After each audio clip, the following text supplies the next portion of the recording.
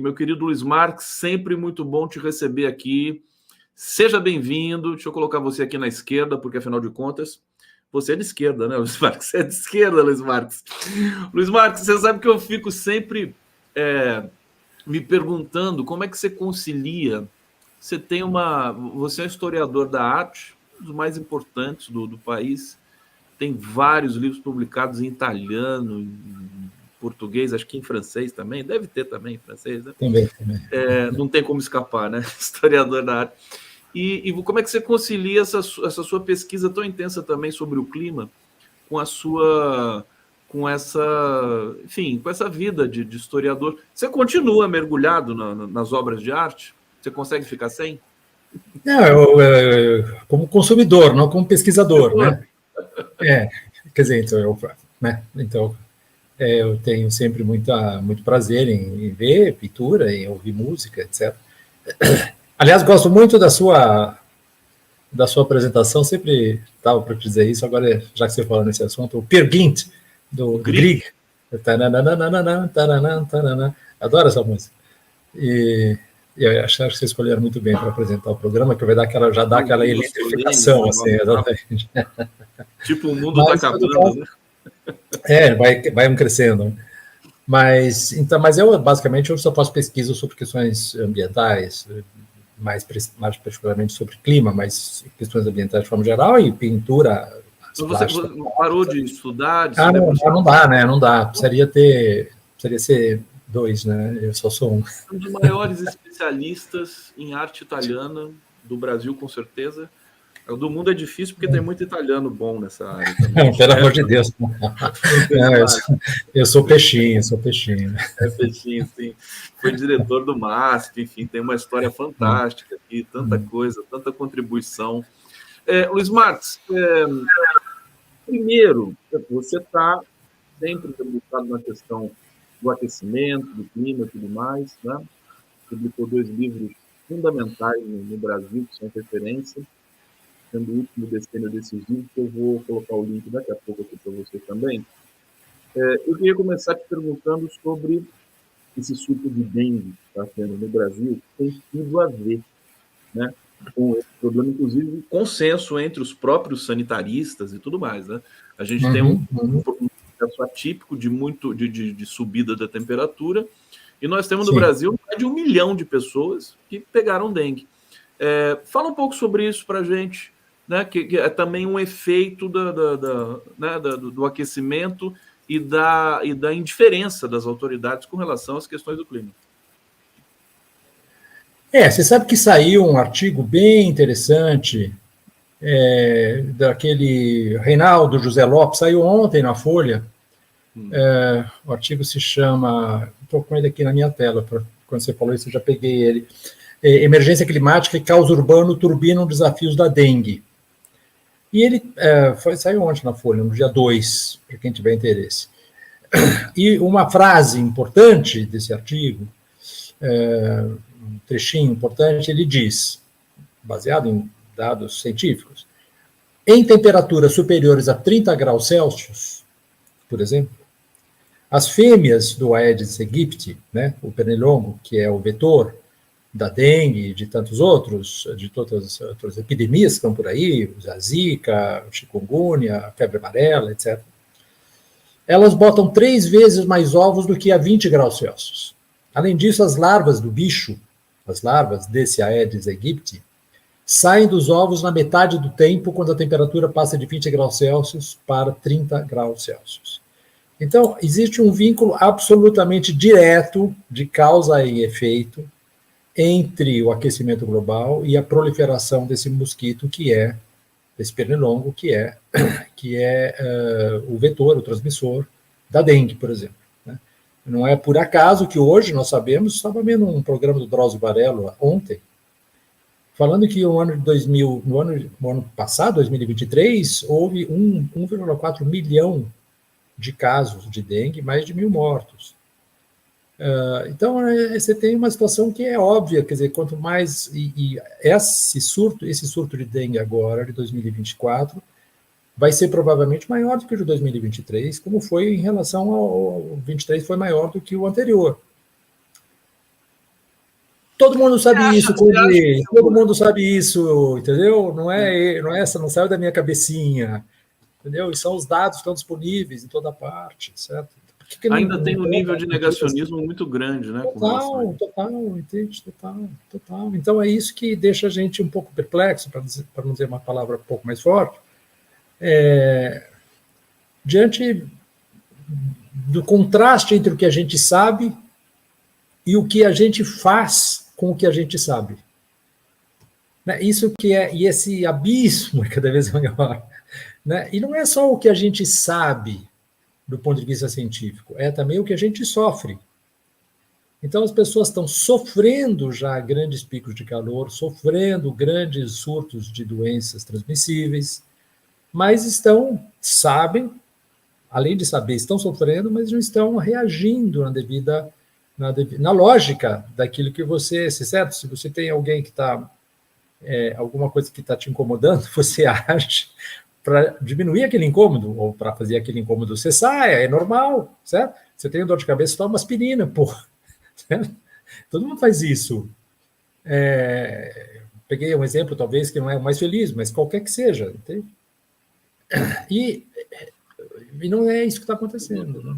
Na esfera pública, não é muito bem assim que as coisas acontecem, tipo reação, né? E efeito, reação, causa, efeito. Agora, Luiz Marques, é fácil para a gente responsabilizar governo por essa situação. Eu digo isso antes porque nós também fazemos parte, nós também somos responsáveis, né? Tentar dividir um pouco isso. Mas você acha que o governo cochilou um pouco nessa questão? Quer dizer, nós temos uma ministra da Saúde que é tão aclamada, né? Foi presidente da Fiocruz e tudo mais, e a gente chegar numa situação dessa, depois de um governo que foi genocida, chega numa situação dessa da dengue, será que o governo cochilou ou foi uma coisa fora do comum? Eu não tenho informação suficiente para dizer nem sim nem não, mas eu assino embaixo do que você disse. A nossa ministra da Saúde é hipercompetente, pessoa idônea, tudo que nós precisamos ter como ministro da Saúde. Isso não há dúvida nenhuma. Agora, o problema é que não há modo de você neutralizar certas dinâmicas que são sistêmicas. Então, é claro que a gente pode sempre dizer o Ministério da Saúde poderia fazer mais. Quem é que não poderia fazer mais? Você poderia fazer mais, eu poderia fazer mais, o Ministério da Saúde poderia fazer mais. Claro, todo mundo pode fazer mais, certo? Então, não estou dizendo que eles são o máximo nota 10, não é isso, mas eles estão trabalhando para que isso ocorra. Agora, diante de um problema, que é um problema que já vem de muito tempo, né? Veja, em 1950 e 1970, diz o mesmo artigo do Reinaldo José Lopes, não havia Aedes aegypti no Brasil. Certo? Não havia esse bichinho, né? Que vem lá da África. Né? A globalização trouxe esse bicho, as condições climáticas criaram todas, propiciaram o seu desenvolvimento, inclusive eles são uma espécie invasiva que diminuiu o pernilongo clássico aqui da América do Sul. Que é tão certo? Simpático, né? O pernilongo só vai lá chupar seu sangue, vai embora. Exatamente. Ele era super camarada, ele ia lá, chupava seu sanguinho, dava uma coceirinha e acabou, entendeu? Agora não. Então isso tudo vem agora de um processo que não é que você põe uma ministra excepcionalmente competente lá e resolve o problema. Não resolve o problema. O problema é do tamanho, certo? É do tamanho do planeta. Né? E o Brasil, como qualquer outro país, está extremamente exposto a comunicações. Isso é uma coisa. Outra coisa é o governo Bolsonaro. O governo Bolsonaro militou para agravar o problema. Diferente. Então, se a gente compara a ministra da Saúde com os ministros anteriores, ela é um Einstein, gênio, um sonho. Agora, diante do que é necessário fazer, ela também tem a burocracia do Estado, tem um monte de dificuldades que, se você fosse ministro da Saúde, eu fosse ministro da Saúde, quem quer que seja que fosse ministro da Saúde, ia ter que lidar com limitações muito grandes. E tem outra coisa também, né, Luiz Marques? Os municípios, os estados, mas fundamentalmente os municípios, que estão ali diretamente lidando com o cidadão e tudo mais, tem também uma carga muito grande de administração dessa questão, né? Aliás, sempre teve, no que diz respeito à Claro, dengue, né? secretários da saúde dos estados e dos municípios. Exatamente. Claro, claro. Agora, a situação parece que saiu de controle. Eu tô trazendo esse tema aqui com o Luiz Marques porque está diretamente conectado com a questão do aquecimento, né? Todos os especialistas que eu vi falando, tem dengue até na Europa, nesse momento. Exato. Isso Tem é um casos artigo na Alemanha, na França, na Itália, que é coisa por que eu não causa do tinha notícia aquecimento. antes.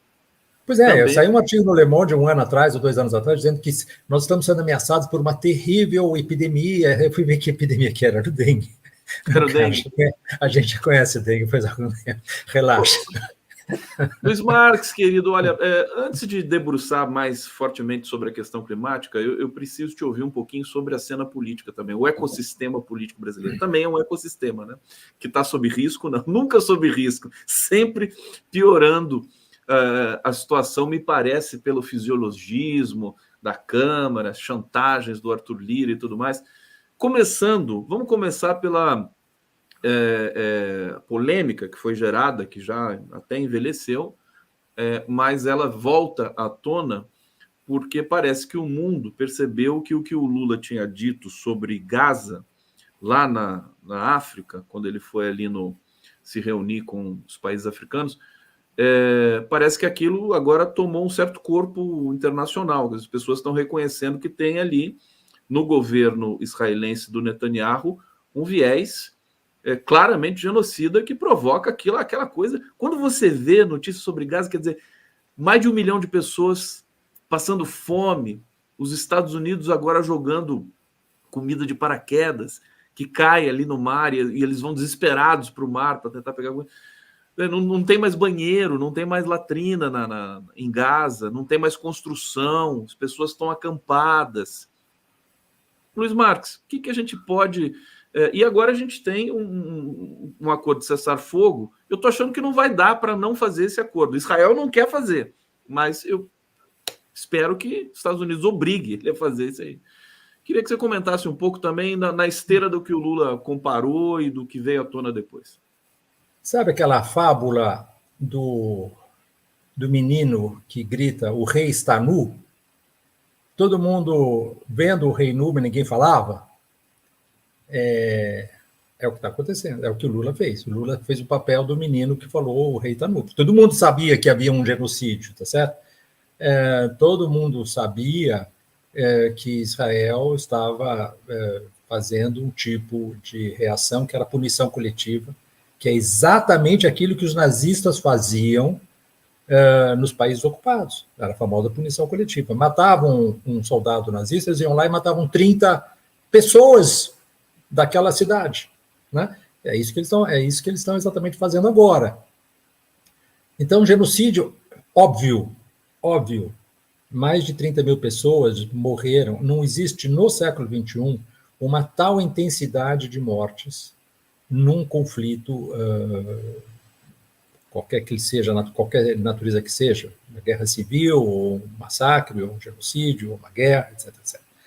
Então, sim, é diante disso que nós estamos e é diante disso que é preciso reagir. Agora, eu vou dizer uma coisa para você, Conde. Eu estava exatamente lendo sobre isso hoje de manhã, ontem e hoje de manhã, antes de entrar aqui. Jornal Haaretz, tá? Não é Haaretz. E o Jerusalem Post. 2 jornais israelenses. O que falam esses jornais? Eles falam que Israel está aquecendo 0,59 graus Celsius, vamos por 0,60, 0,6, por década. Ela já, desde 2021, já tinha cruzado 1,5 graus Celsius. O Vale do Jordão tem uma temperatura pico agora de 46 graus Celsius. Mesmo que não há... E essa aceleração, houve uma triplicação da taxa de aquecimento nas últimas 3 décadas. Mas mesmo que não haja mais aceleração, significa o quê? Se em 2021 o Israel estava em 1,5, significa o quê? Que daqui a 10 anos ela vai estar 1,5 mais 0,59. E daqui a 20 anos ela vai estar, portanto, ela vai estar em 2,09. Se não aumentar a aceleração. Se não aumentar a aceleração, que é totalmente improvável. Tá certo? E ela vai estar em o quê? Em 2,68 em 2041.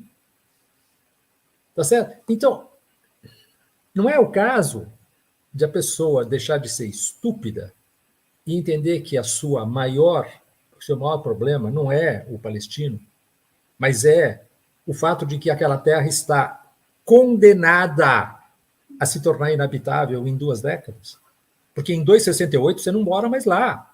No verão você não mora mais lá. Deixa eu entender uma coisa. Você está dizendo que aquela região está sofrendo um aquecimento singular ali, maior do que em outros lugares, é isso? 2 vezes, a taxa de aquecimento é 2 vezes maior do que a média global. A média global hoje gira em torno de 0,3 graus Celsius por década, que já é gigante, porque de 1970 a 2010 ela era de 0,18. Agora nós estamos entre 0,27 e 0,36. Vamos chutar 0,3. Tá? Ela está a 0,59, ela está 2 vezes mais rápida. E a que se deve que aquela região tenha mais... Aquela região é extremamente seca, ela está relativamente próxima do Equador, ela recebe, portanto, uma incidência muito vertical, muito perpendicular da radiação solar, certo? Ela é uma região desértica, tá certo? Então, não estou falando de Israel, apenas estou falando de todo o Oriente Médio. Você pegar o Irã, a mesma coisa, a Arábia Saudita, a mesma coisa, a Jordânia, a Síria e assim por diante, certo? Israel ainda tem um pequeno atenuante, que ela é banhada pelo mar, então ela tem a brisa, etc, etc. Mas o Vale do Jordão já está com um pico de 46 graus Celsius, em julho de 2023. E esse pico vai aumentar claramente nos próximos anos, e eles estão lutando por território, uma coisa que desculpa, de território, é a coisa mais estúpida. Não tem estupidez maior do que isso. Uma coisa que você... Deixa eu só dizer uma última coisa para você. Pode falar. As mortes por calor em 2023 na Israel foram maiores do que a soma de todas as mortes. Foram 2.000 pessoas que morreram por causas diretamente relacionadas a excesso de calor. 2.000 pessoas em 2023. Ou seja, é mais do que a soma de qualquer terrorismo, mais acidentes de tráfico, etc, etc. Entendeu? Então, você olha para aquilo e você fala assim, o que aconteceu com a gente? O que está acontecendo? Não bastasse a própria brutalidade em si, ainda tem esses outros detalhes, né? Esse fato é o seguinte, você está lutando por um negócio que não vai ser habitável daqui a 10, 20 anos. Mas todo mundo sabe isso, não é que eu olhei numa bola de cristal, isso é o Serviço Meteorológico de Israel que está dizendo. É o serviço público. Você acha que o governo de Israel não sabe isso? Luiz Marques, deixa eu até aproveitar para dizer o seguinte, quer dizer, o povo de Israel, os judeus, os israelenses, eles estão completamente à deriva também, eles querem a saída do Netanyahu, eles querem o fim do bombardeio, e ninguém está dando bola para eles. Isso eu também acho impressionante. Não. É a mesma coisa na França. Fizeram o Macron falou que a França deve colocar, não deve se excluir a possibilidade de enviar soldados franceses para a Ucrânia. Fizeram uma pesquisa imediatamente. O Figaro fez uma pesquisa imediatamente. 74% dos franceses são contra enviar soldados franceses para a Ucrânia. Você acha que isso é a mesma coisa que aconteceu na invasão do Iraque, na Inglaterra? Não me lembro exatamente o número, mas era dessa ordem, 75%, 80% dos ingleses eram contra a entrada do Reino Unido na invasão do Iraque. Não adiantou nada. Os caras foram lá e fizeram do mesmo jeito. Depois eles chamam isso de democracia. As democracias liberais. Porra, uma democracia liberal, então dá uma olhada na opinião pública. Não era 56%, 57%, era 75% dos caras contra. Certo? É impressionante o que está acontecendo no mundo. Eu fiquei impressionado com a fala do Mauro Vieira, o chanceler brasileiro, na abertura dos trabalhos ali do G20. Você deve ter acompanhado. São 170 guerras no mundo. 170. Praticamente o mesmo número de países que tem o mundo. É uma coisa Assim, volta porque não deu certo, né? Aquele meme lá né? Volta, acabou. Conhece, aquele né? Aquele caminhozinho que se joga o dadinho. Volta para a casa inicial. Aquilo é fantástico, aquilo lá é tão terrível, né? Tão verdadeiro aquilo. Luiz Marcos, antes da gente seguir aqui, deixa eu trazer alguns comentários do nosso público que está aqui acompanhando com muita atenção e intensidade. Fernando Baita dizendo: existe um fantástico trabalho sobre a obra de Peter Bruegel, o preferido da Maíra. A Maíra que vem aqui, ela usa de fundo, né? Sobre o céu na Lia. Infelizmente, nesse campo somos contrários. Eu não sei o que é Lia. Nem eu. Oi? Você Nem também eu. não sabe, né? Mas, enfim, está mencionado aqui o Peter Bruegel. Você gosta do Peter Bruegel, meu querido? Tem um quadro famoso dele, maravilhoso, que é exatamente um cego conduzindo outros cegos. E é isso que a gente está vendo no mundo hoje. Luiz Marcos, eu já vou ter que fazer o convite aqui ao vivo para você não escapar. Eu quero um dia fazer uma live com você para a gente falar um pouco de arte. Você topa? Falar de história, mostrar, fazer um slideshow, né? Uma coisa mais maravilhosa. Um professor como o Luiz Marcos. Eu fico sempre no apetite de te convidar para isso. Você vai topar? Claro que sim, natural, com o maior prazer. Vamos lá. Alfredo Rossetti, vai ser sensacional esse dia aqui, hein? Eu já vou preparando isso aqui. Alfredo Rossetti aqui colaborando conosco, Vivian ali. A polícia do Tarcísio não faz punição coletiva também. Não, nós temos punição coletiva também aqui na Baixada Santista. Claro. Edson Antunes, corta o fornecimento de armas que a guerra para. Está nas mãos dos americanos do Norte. Absolutamente certo. Os Estados Unidos é o verdadeiro patrocinador dessa guerra. Sim. Óbvio. Sim. É o verdadeiro. Que se ele não quiser, não acontece, né? A gente sabe disso. Os israelenses vão lá e retiram armas da base militar dos Estados Unidos em Israel. A gente está lendo o jornal isso. Você recentemente escreveu um artigo que foi publicado na Terra é Redonda. Inclusive mandou um abraço para a Arthur, que é o editor ali, que é tão legal aquele site, né? A Terra é Redonda. Muito legal. Inclusive para a gente saber que a Terra, de fato, né, é redonda. Você falou do gasto com armas, né, no mundo. O Lula já usou isso também em alguns discursos dele, quer dizer, o que se gasta com armas, com armamentos e tudo mais, e não se gasta nem um milésimo disso com combate à fome no planeta. Então, olha, vamos comparar o gasto de armas em 2022 com o próprio gasto de armas nos anos 96 e 99. Nos anos 96 e 99, a média anual era de 1,2, mais ou menos, trilhão de dólares. Era muito, né? 1,2 trilhão de dólares, era muito. Agora, em 2022, nós gastamos 2,24 trilhões de dólares. Isso é o CIPRE, tá? O CIPRE é um organismo da Suécia, Stockholm International Peace Research Institute, uma coisa assim. Mostrando isso, mostrando que 39% dos gastos militares do mundo são norte-americanos. Quase 40%, 39%. E 40%, agora sim, número redondo, das exportações de armas do mundo são exportações dos Estados Unidos.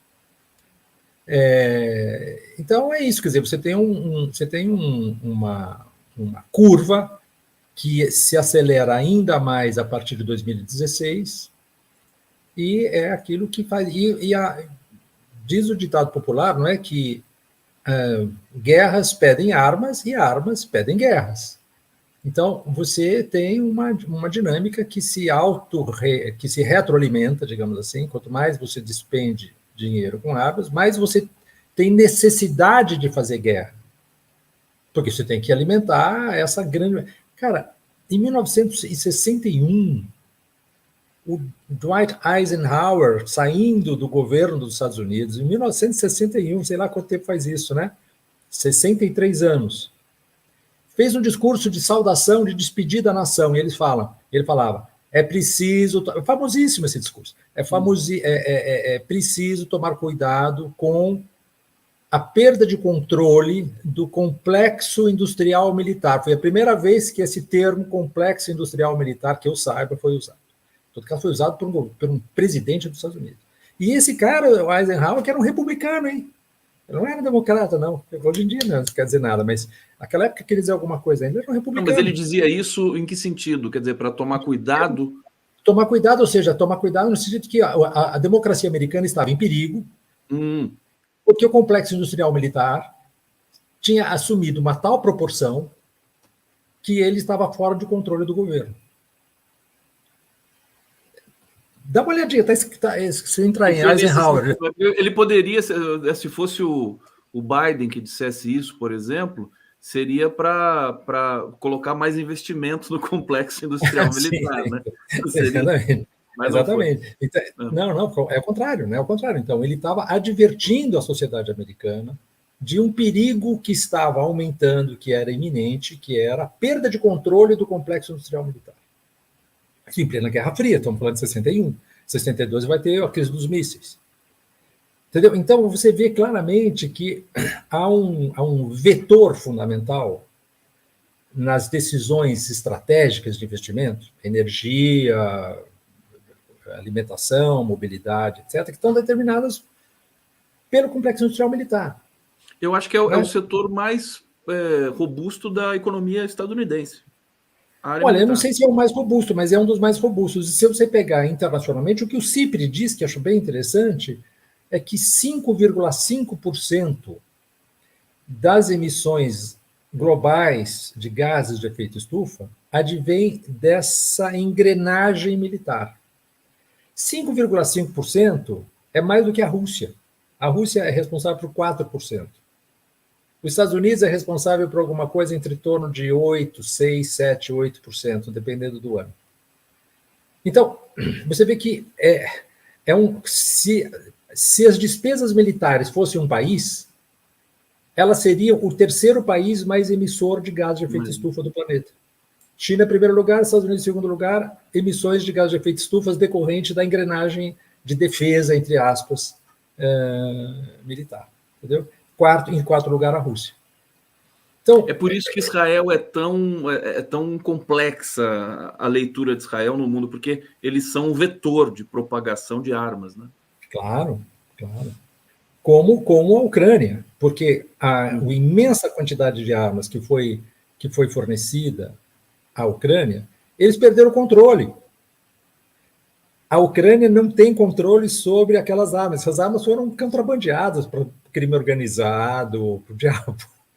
Entendeu? E armamento pesado. Pela Europa. Não é um revolvinho, entendeu? É armamento pesado, é bazuca, essas coisas dessa ordem, entendeu? Então, isso é um câncer. E você tem todos os anos, Conde, todos os anos você tem uma feira de armamentos em Londres, aberta por um discurso do ministro da Defesa da Inglaterra, ou do Reino Unido. E você vê a reportagem sobre isso, dizendo os caras adorando a guerra da Ucrânia fez com que os negócios florescessem maravilhosamente. Entendeu?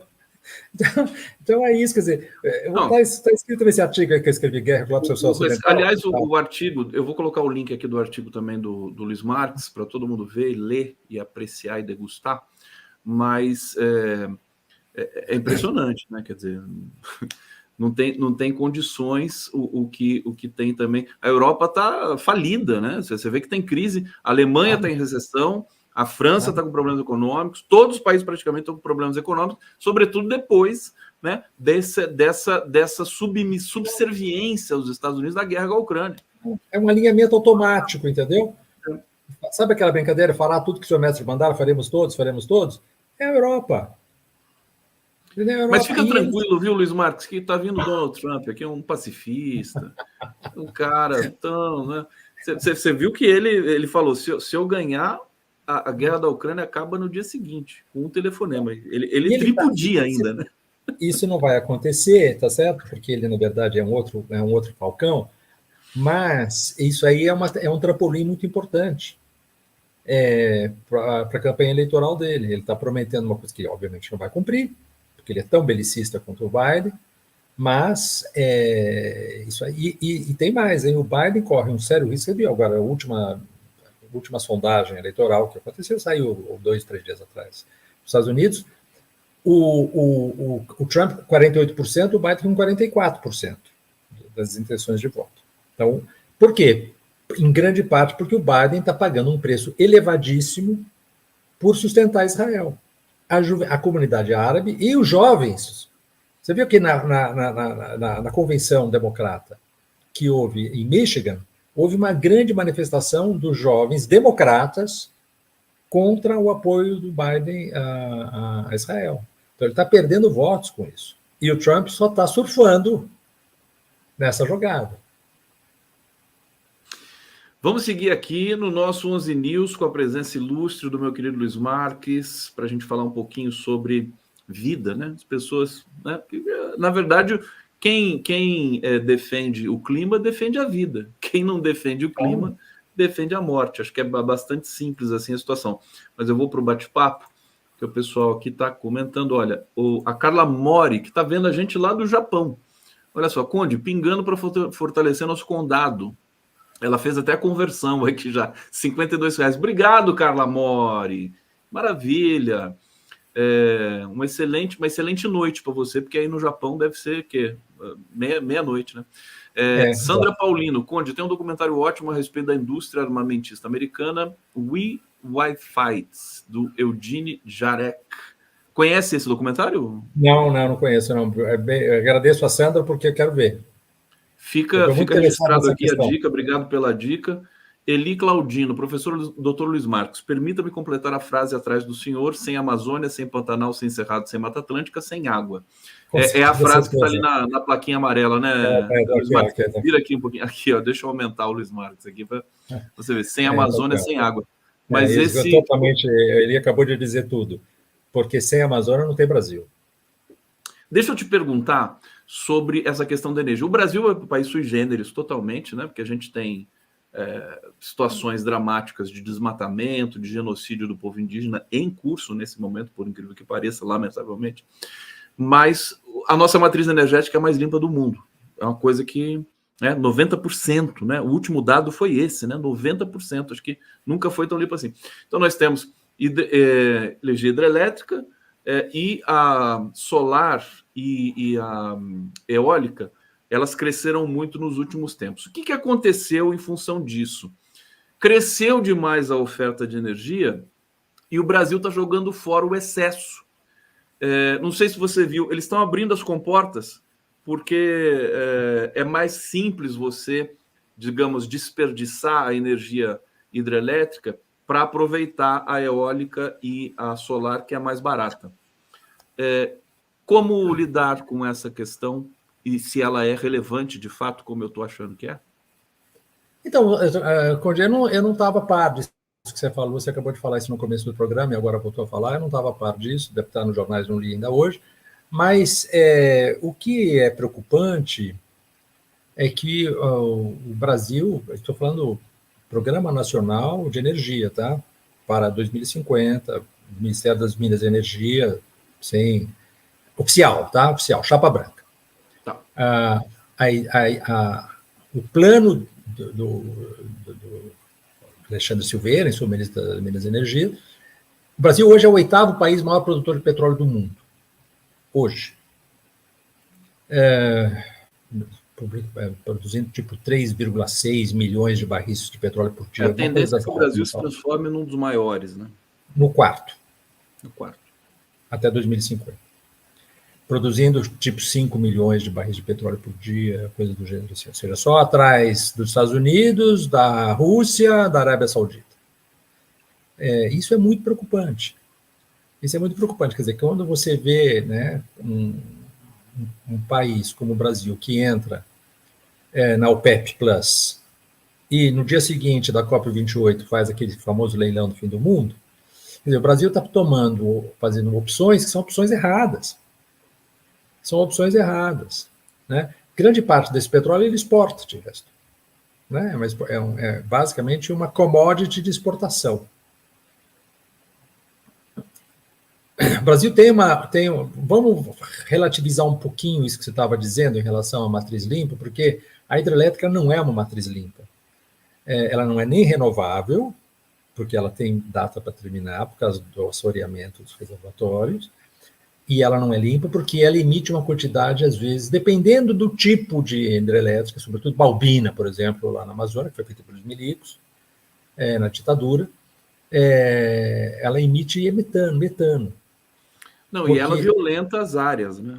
E ela tem um impacto ambiental gigantesco, humano, social, ambiental gigantesco. O caso de Belo Monte, por exemplo, é bem didático a respeito disso. Então, eu acho que, sim, a energia hidrelétrica ela é a melhor ou uma das melhores se ela for numa escala pequena.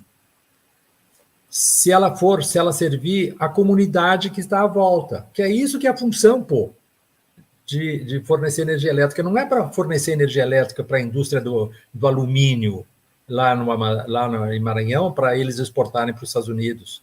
Né? É para isso que... isso falava, várias pessoas falaram isso. Philip Fernside falou isso, por exemplo, que é do IPAM, do INPA, perdão. O saudoso Washington Novaes, não sei se você se lembra, você não tem idade para isso. Washington Novaes era um jornalista. Eu lembro esse jornalista, né? Você lembra do Washington Novaes? Washington Novaes falava isso na época, ele escrevia ainda no Estadão, a única coisa que prestava de ler no Estadão era aquela página 2 com o Washington Novaes.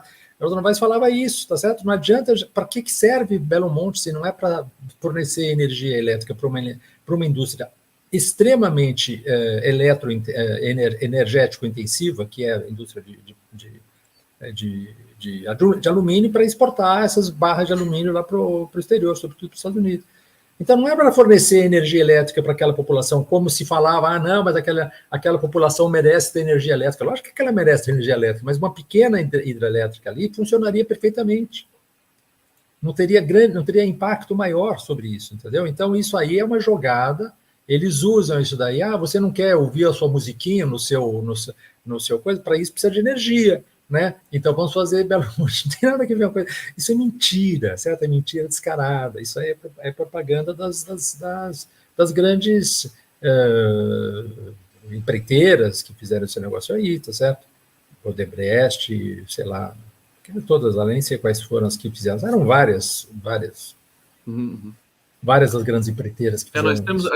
Nós temos dentre os problemas novos, o Brasil pode estar prestes a começar a ter um novo ciclo de crescimento. O Fernando Haddad está ali tentando arrumar, né, as coisas e o resultado está vindo. E agora tem que ser ordenado esse crescimento, né? Porque se for... eu tô preocupado também com a Vale, né? A mineradora Vale, Luiz Marques, o presidente Lula tá preocupado porque ela foi responsável pelos 2 maiores, né, crimes ambientais, certo? Por ganância. De tragédia, mas não é tragédia, é crime. É crime, é ganância, por ganância, que eles não se preocuparam com a segurança ali. E o Lula quer, né, fazer com que a Vale seja, né, pelo menos da minha cabeça, eu acho que ele está nessa intenção, porque ele está cercado de gente qualificada para pensar isso, como a Marina Silva, por exemplo. Tem que dar um basta nessa questão, nessa ganância das mineradoras brasileiras. Luiz Marques, a gente está chegando no final aqui do nosso papo. Deixa eu já colocar o Adriano Diogo aqui. Olha o Adriano Diogo, olha a camisa do Adriano Diogo, gente. Espera aí, vamos ver isso aqui. Olha só. Não, estou dizendo, o 11 News virou aqui um fashion. 11 fashion. Eu tinha fosse a minha camisa mais bacana, tal, agora o Adriano roubou a cena. O Adriano, esquece, Luiz Marques. Perdeu. Ô, Adriano, bem-vindo. Acho que você conhece o Luiz Marques, não sei se conhece pessoalmente. Você se conhece? Não, pessoalmente não, mas assisti a fala dele inteirinha, maravilhosa. Estava tão distraído, tão concentrado, que não entrei na sala. Ele não entrava aqui, ele estava acompanhando você. Ele não entrava. Obrigado, Adriano. Olha só, o pessoal está me cobrando já, gente, dos links do professor Luiz Marques. Eu já coloquei no bate-papo e vou continuar divulgando aqui ao longo do 11 News, tá? Então, aqui o artigo dele no Terra Redonda, é só você ir ali no bate-papo, localizar a minha mensagem, clicar, você vai ser direcionado. Mas faz isso depois do programa, para acompanhar o programa. E aqui o livro do Luiz Marques, que é publicado pela editora Elefante, O Decênio Decisivo. Eu recebi esse livro maravilhoso, é um livro referência, enfim, contundente, seguindo aí o trabalho maravilhoso que o professor Luiz Marques faz em defesa do clima, do meio ambiente, num Brasil que precisa muito desse discurso. Professor, obrigado, viu? Sempre bom conversar contigo. Eu que agradeço. Tô saindo então, Conde. Até mais. Tchau, Adriano. Valeu, até a próxima.